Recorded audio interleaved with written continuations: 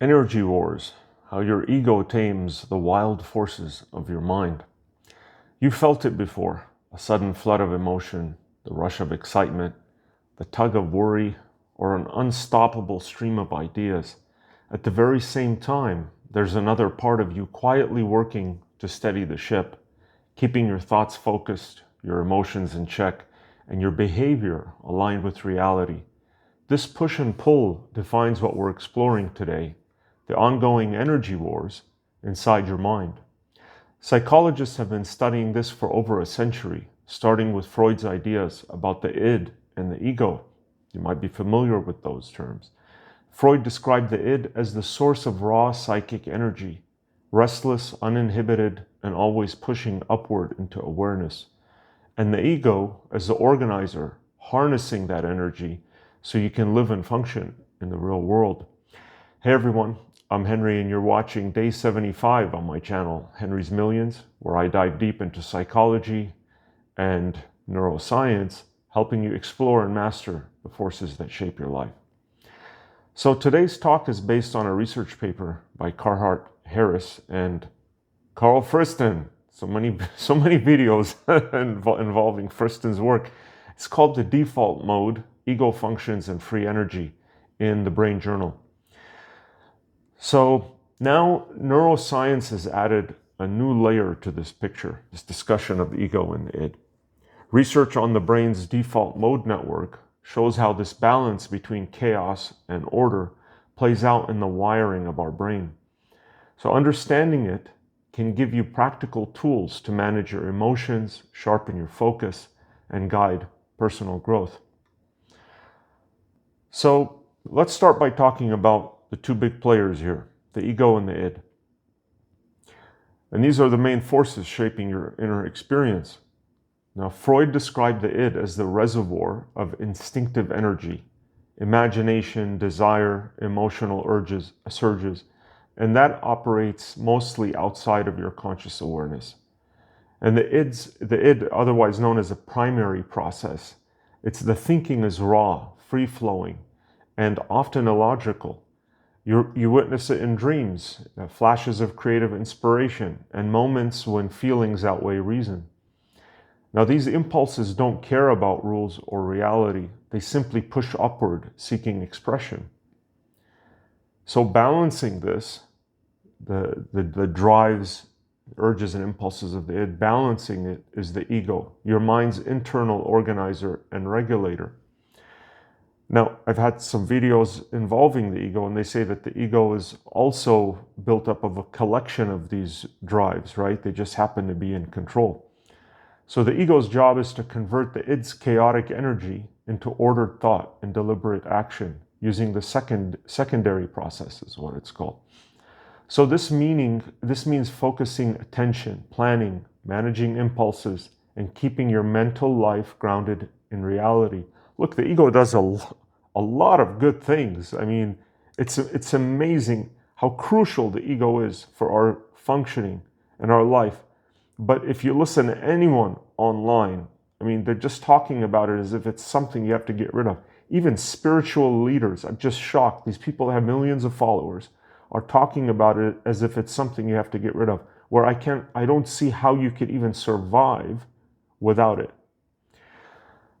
So again, the ego doesn't simply suppress the id, but it negotiates and channels its energy in ways that help you thrive in complex situations.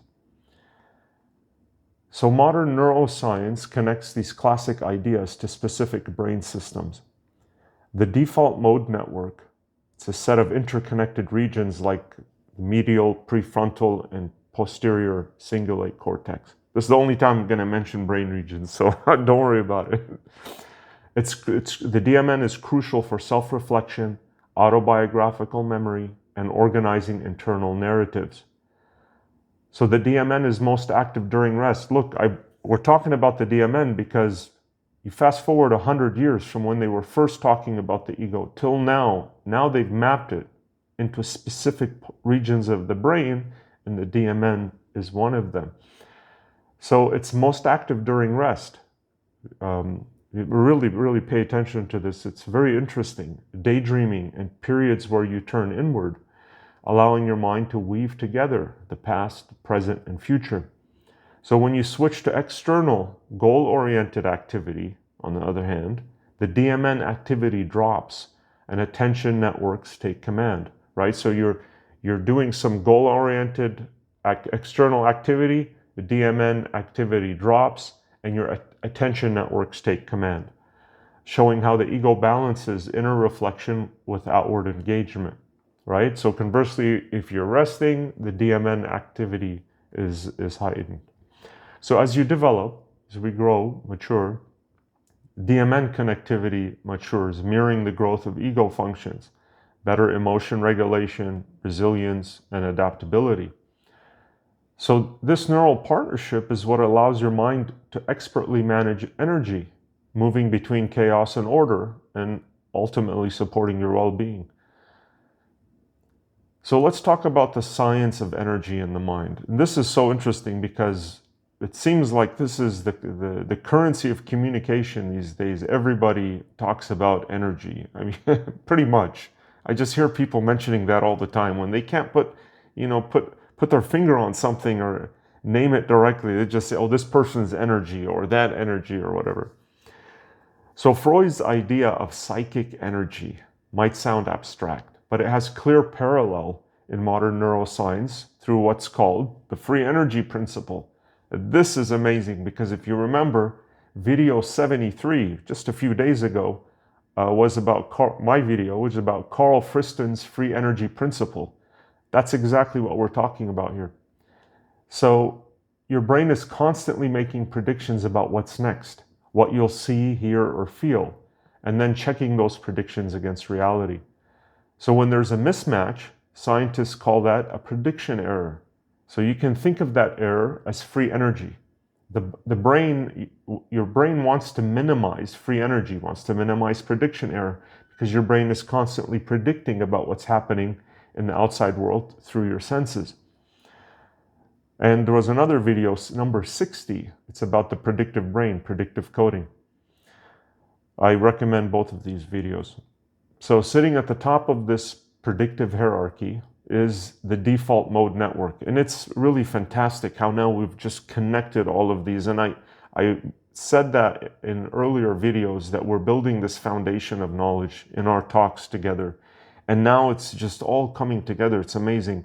Psychology, the neuroscience, we're talking about ego and id, and now it just all comes together. It's really remarkable. So, and you know, this one thing I want to mention here, that even if we don't explicitly have solutions for things, just the very fact that you now have, through our talks together in these videos, that you have this knowledge, this awareness and insight about the parts of your brain, about what's happening psychologically and neuroscientifically, it changes the game for you, because now things are accessible to you. Now when your thoughts are going awry, you have unwanted thoughts, you have bad feelings, you're over-worried, over-stressed, whatever's going on inside of you, it's not a black box anymore. It's approachable. You identifying where the problem's coming from is half the battle. Believe me, just by the nature of identifying it, like, oh, this must be my ego, this must be a drive or the id, or this must be coming from this part of my brain or whatever. It does something just by itself. It's really remarkable. So sitting at the top of this predictive hierarchy, right? The predictive brain, I have a number of videos about that. Sitting on top is the default mode network, what we've been talking about just now. It uses your personal history, your beliefs, and stored experiences to build models of the world, and then sends those best guesses down to other brain regions. So when those predictions line up with reality, we're talking about your predictive brain. The brain is this predictive type of system. So the default mode network, using these experiences, personal history, and beliefs, sends those best guesses down to other brain regions. And then when those predictions line up with reality, your mental energy stays bounded. It's bound. In other words, it's organized, it's stable, and it's under the ego's control, your mental energy. And you feel grounded, focused, and balanced. But when the DMN regulation slips, because you have disrupted sleep or strong emotions or you're in an altered state, the prediction errors rise, right? Which means that your brains, your DMN, egos, your guesses of what's happening around you in the world is not very accurate. So the sensory stimuli coming in and your senses are kicking back predictive errors, and they're saying that, hey, no, what you're guessing is not accurate. So the ego's organizing influence under these circumstances weakens, and mental energy becomes free. And that's what your brain is trying to minimize. But in these cases, these circumstances, the mental energy becomes free, unstructured, intense, unpredictable. So that's when the primary process thinking steps in. Remember, we said the id, synonymous with primary process, driving chaotic ideas, heightened emotions, and loose associations. So the match between Freud's model over 100 years ago and this neuroscientific picture today is striking. It's remarkable. I keep thinking about the kind of stuff people watch online. It's just brainless entertainment and stuff. Teenage kids watching, being surprised by waffles flying out of toaster machines. When stuff like this, this kind of information can be discussed and shared between us and really improve our lives. I'm just shocked, but to each his own. So now we see the match between Freud's work over 100 years ago and the neuroscientific picture today. Freud described the ego as binding free-flowing energy into stable reality-based thought. The ego wants to bind this energy, to get it under control, right? This chaotic, unstructured energy from your drives, the id, and that's the primary process. So neuroscience shows that the DMN doing the same job, minimizing prediction errors to reduce surprise and keep the mind coherent. So the DMN is doing the same job here. Minimizing prediction errors, that means being more accurate about its guesses of what's happening in reality, in the world, and reducing surprise. I recommend, again, you go to video 63, video 60. This will all make a lot more sense. And it will change your life more than any of this other clickbait videos and stuff about 5 habits and BS like that. This is real science and it's applicable. So knowing this gives you more than theory. It's a practical map. And the better your prediction machine works, the less wasted mental energy you have to fight. And the more you can channel towards creativity, problem solving, and calm focus. So let me share a few real-life examples or phenomena with you, okay? So you can see this working in action. So you can actually watch these energy wars play out in some of the most familiar and surprising moments in life. Like take REM sleep, rapid eye movement sleep. This is when your brain's default mode network loosens its control over limbic regions, which is emotional regions. So this reduced regulation is exactly why dreams can feel so vivid, irrational, and deeply emotional, right? Because the DMN network loosens its control. So you get dreams that are vivid, irrational, deeply emotional. Because brain recordings during REM confirm this.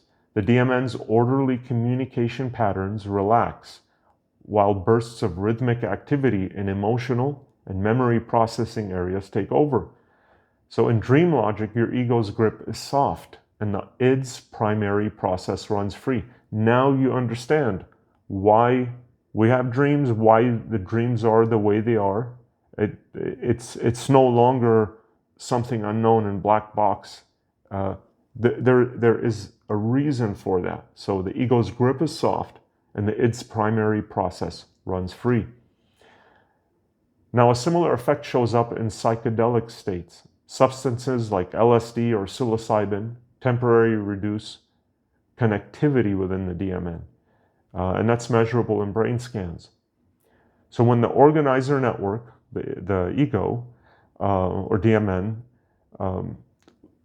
with it less cohesive, you might experience so-called ego dissolution, heightened sensory richness, and a rush of novel associations. I can't get over this. All these spiritual leaders and gurus online saying how you have to get rid of this ego and stuff. Absolute rubbish, absolute nonsense. You cannot survive without it. So this so-called ego dissolution, heightened sensory richness, and a rush of novel associations. So they're just trying to simulate what would happen if you were taking LSD or psilocybin, large amounts. So people often describe it as their thoughts flowing without the usual filters, which is exactly what you'd expect when primary process thinking takes the lead. That's the id, that's the drives, unstructured, uncontrolled, right? So even without dreaming or psychedelics, you felt smaller versions of this before. Think of moments when sudden anger, fear, or excitement pushes past your usual self-control. For those few seconds or minutes, the id's energy is ahead on the scoreboard, and your ego is scrambling to contain it. Now, on the other side of the spectrum, you have things like depression.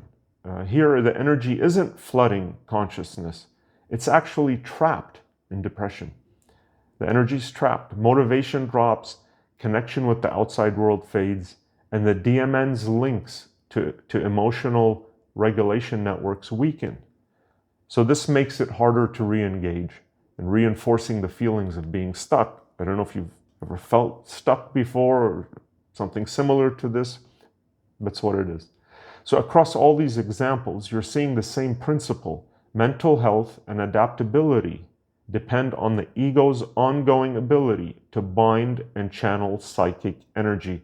If you ever see a video talking about this rubbish about how you have to get rid of the ego or silence the ego or whatever, oh, you know what to say. I mean, it's just absolute nonsense. By the way, please like and subscribe. Take a moment. It really helps the channel and motivates me to keep making videos like this for you. And go through the description. I have links to reach out and connect with me and possible future resources. So let's talk about energy binding for a moment. Why it matters. Energy binding. Binding psychic energy is one of the ego's most important jobs. And it's easy to misunderstand what that really means. Freud was clear. Binding isn't about repressing or shutting down your impulses. It's about taking that raw energy from the id and actively shaping it into thought, speech, and action that works with the world that you live in. And when you bind energy, you integrate it into who you are and what you're doing, instead of letting it erupt chaotically or get buried where it will resurface unpredictably. So in the brain, healthy binding happens through coordination between the default mode network, your attentional control systems, and the salience network. The salience network decides what the most important thing to notice at any given moment, okay? So this triad keeps you flexible, emotionally balanced, and able to focus on the right things even under stress. So when these systems work in sync, you can ride out a strong emotional wave without losing control, or harness a burst of creative energy without getting distracted. And when they fall out of sync, free energy floods in unfiltered. And that's when you might act impulsively, ruminate endlessly, or feel emotionally hijacked. That's an interesting word, impulsively, because that is a topic that I may cover in the future, but we're talking about it here, just touching on it, okay? So when these systems work in sync, you can kind of contain or harness this energy without getting distracted. When they fall out of sync, free energy floods unfiltered. That's when you might act impulsively, okay? So the good news, bindings can be strengthened. Mindfulness builds awareness of the energy surge in the moment. So you might want to look into mindfulness, and it's not all about just meditation. Uh, Naming what you're feeling engages cognitive control circuits. Structured reflection helps integrate difficult feelings into your personal story instead of letting them sit unresolved. There's a number of ways you can meditate. Okay, it's not just how you would imagine it or imagine someone doing it. Many things can be meditative. Mindfulness is a big topic. I mean, I'd recommend you look into that. So in everyday terms, strong energy binding is what people sense when they say they have good energy or they have bad energy. Without knowing, they're alluding or addressing the energy binding that is within them. So it's the signature of a mind that knows how to harmonize and direct its internal forces. So what can we take away from our talk today? When you feel your thoughts racing, your emotions spiking, or your focus slipping, that's your psychic energy on the move. And the ego's role isn't to crush these surges, it's to guide them, much like a conductor keeping an orchestra in sync. And when the ego binds energy effectively, the result is balance. Your emotions serve your goals rather than derail them. And you can strengthen this system. Practice like mindfulness practices, naming what you're feeling, or journaling. They're not just wellness tips. They literally train your brain's organizer networks, the DMN, ego, especially the DMN, to work more efficiently. So seeing your mind this way, like we discussed before, changes the game. Energy stops being the problem. Right? I'm not talking about energy for taking action or physical movement, although that is part, that is energy. I'm talking about the energy that these are drives, emotions, unfiltered, unregulated, uncontrolled, internal, right? So energy will stop being the problem and starts becoming the raw material that you can channel into more clarity, resilience, or creativity. And the key is noticing the surge and then engaging the tools that turn it into something usable. So what does all this mean for us today, right now? And the battles between impulse and organization, chaos and order, they're not symptoms to get rid of. They're the very dynamics that shape your daily experience. And Freud's insight, now mapped by neuroscience, it's amazing, shows that mind mastery isn't about defeating inner wildness, but learning to collaborate with it. And every moment you can catch yourself in emotional flux, or if scattered thought it's an opportunity. It's an ego's signal to channel that energy rather than something you have to fight or repress. And the practical tools we've covered, mindfulness, naming what you feel, pausing to reflect, they're not just trends on social media. There are really ways to strengthen your mind's organizer, bringing your inner focus into harmony and turning raw experience into adaptable strength. Thank you for joining me today, and YouTube thinks you should watch this video as best for viewer recommendation from my channel. Please take a second to like and subscribe to Henry's Millions. It motivates me to keep making these videos for you. Thanks.